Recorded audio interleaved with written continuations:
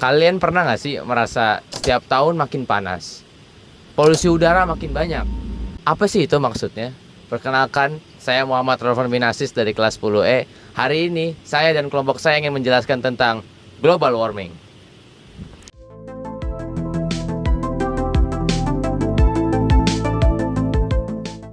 Yang pertama akan kita bahas adalah apa sih pemanasan global? Pemanasan global atau global warming merupakan istilah yang menggambarkan kenaikan suhu di daratan, lautan, dan atmosfer bumi. Sejak 100 tahun yang lalu, suhu di permukaan bumi mengalami peningkatan 0,6 derajat Celcius. Oleh karena itu, ilmuwan dan peneliti mulai melakukan aksi terhadap peristiwa ini.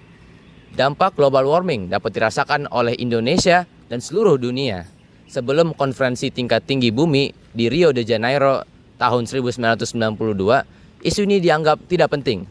Namun, ilmuwan dan peneliti membuktikan bahwa global warming adalah musuh utama manusia dan dibutuhkan kolaborasi dari seluruh dunia untuk dapat mengatasi permasalahan ini bersama-sama.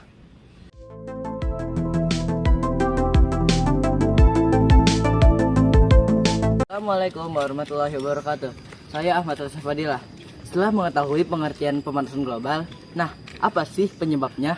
Penyebab pertama adalah meningkatnya gas rumah kaca. Gas rumah kaca ini diakibatkan adanya pembakaran minyak alam seperti batu bara dan juga pembakaran gas alam.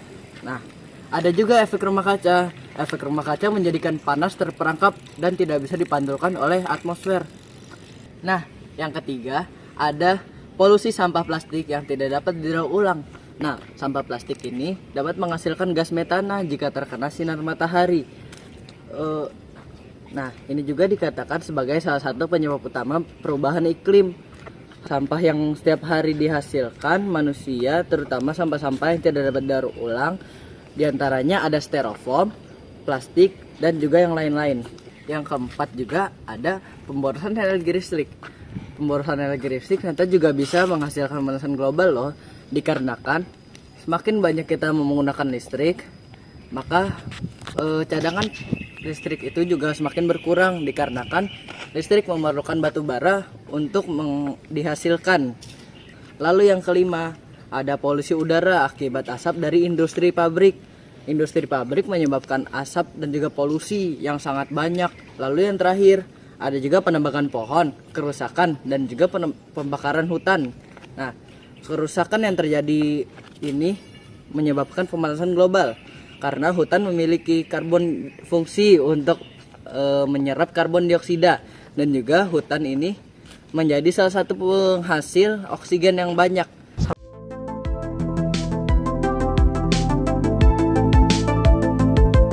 Assalamualaikum warahmatullahi wabarakatuh. Saya Gifari Patrianda. Apabila ada sebuah penyebab, pasti ada dampak ya. Dan berikut adalah dampak-dampak dari pemanasan global. Yang pertama adalah menaiknya suhu temperatur bumi di beberapa wilayah yang menyebabkan perubahan cuaca dan perubahan iklim. Lalu yang kedua adalah mencairnya glasier di kutub-kutub yang menyebabkan meningkatnya tinggi air laut dan menyebabkan terendamnya daerah di pesisir pantai. Lalu yang ketiga adalah peningkatan suhu yang menyebabkan kepunahan beberapa spesies dan ekosistem. Lalu yang keempat adalah hilangnya terumbu karang akibat kenaikan suhu air laut dan pengasaman pada air laut yang menyebabkan beberapa ekosistem yang terdapat di terumbu karang airnya punah. Lalu yang kelima adalah curah hujan dan cuaca yang tidak menentu menyebabkan terjadinya gagal panen. Lalu yang keenam adalah menipisnya lapisan ozon akibat asap pabrik dan polusi udara yang menyebabkan penipisan atmosfer bumi, hingga akhirnya lapisan ozon tidak dapat menahan sinar ultraviolet dari matahari, juga rentan terhadap benda-benda luar angkasa yang akan jatuh ke bumi.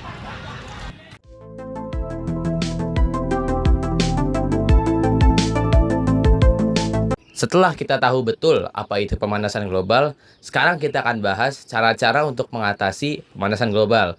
Salah satu yang pertama adalah menggunakan energi alternatif. Penggunaan energi alternatif dapat mengurangi penggunaan energi bahan bakar fosil seperti minyak bumi dan batu bara. Penggunaan energi fosil dapat menghasilkan banyak sekali emisi gas karbon yang tidak baik untuk atmosfer bumi.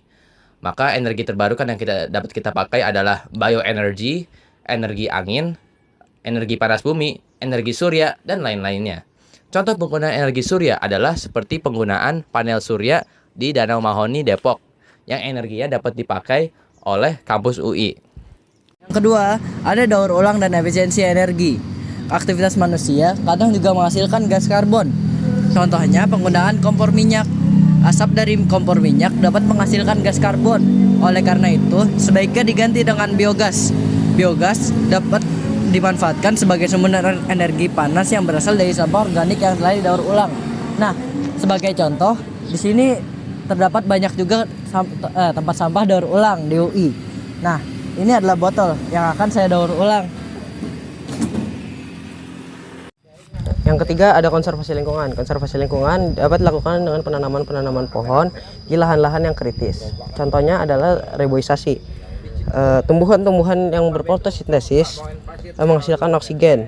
Semakin banyak oksigen yang dihasilkan oleh tumbuhan-tumbuhan, maka gas-gas karbon yang ada di atmosfer akan berkurang. Contohnya adalah hutan kota Universitas Indonesia yang dibuat oleh Dinas Pertanian dan Kehutanan DKI Jakarta. Yang keempat, menggunakan transportasi umum. Asap dari kendaraan beroda 4 dan roda 2 dapat menghasilkan banyak sekali karbon dioksida yang masuk ke atmosfer bumi kita. Oleh karena itu, kita bisa menggunakan transportasi umum seperti bis, kereta, ataupun sepeda untuk mengurangi karbon dioksida dan monoksida. Contohnya adalah seperti bis kuning yang disediakan di kampus UI untuk para mahasiswa dan masyarakat di sekitar lingkungan UI untuk dipakai. Dan poin terakhir adalah mengedukasi masyarakat mengenai masalah lingkungan.